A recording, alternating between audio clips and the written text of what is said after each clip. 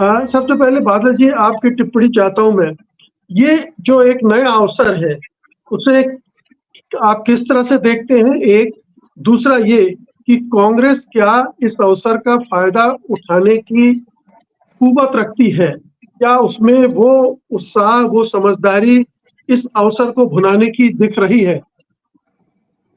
धन्यवाद मुकेश जी। देखिए, कांग्रेस का अगर आप अतीत देखें तो जब जब भी कांग्रेस के सामने ऐसी स्थितियां आई हैं, तो उसने जो पुनर्जन्म का जो अवसर मिला है, उसने उसका लाभ उठाया है।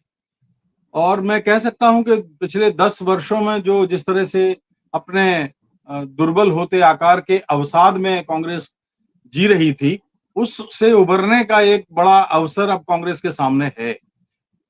हमने देखा था कि 2014 में जिस तरह से हारे, तो वो वास्तव में मैं उसको बीजेपी की जीत नहीं मानता, वो कांग्रेस की हार थी।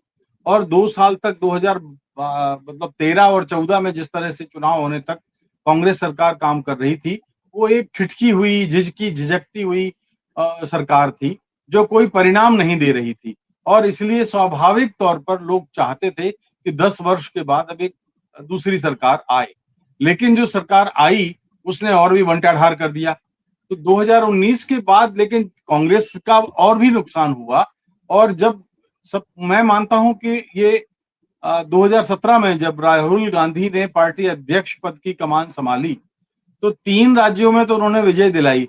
लेकिन 2019 के चुनाव में जब कई उपचुनाव भी जीते, 2019 में जब लोकसभा का चुनाव हारे, तो वो उन्होंने जो नैतिक रूप से हार लेते हुए और इस्तीफा दिया, शायद वो ठीक नहीं था। अब ये जमाना नैतिक रूप से इस्तीफा देने का रहा नहीं।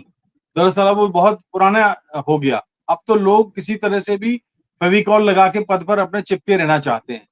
तो मुझे लगता है कि अब एक अवसर आया है और सरकार में नाक में दम करने के लिए 100 सांसद 3 अंकों में जो आंकड़ा पहुंच रहा है इनका या पहुंच गया है, तो वो और इसके बाद करीब-करीब 135-36 सांसद और हैं।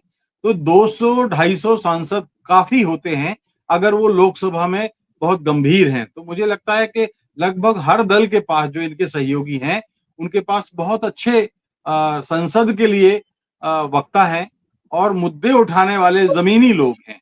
तो जब ऐसे लोग पहुंचते हैं, तो मुझे ऐसा लगता है कि कांग्रेस के लिए जो पुनर्जन्म का अवसर मिला है, अब ये चुनौती अलग है कि कांग्रेस को 2-3 काम जो अब करने होंगे कि एक तो अपने अपना संगठन जिसकी बात आप कर रहे थे, ग्राम पंचायत स्तर से लेकर के समूचे उत्तर भारत में मैंने देखा है, जिला स्तर और प्रदेश स्तर तक संगठन बहुत छिन्न-भिन्न सा है।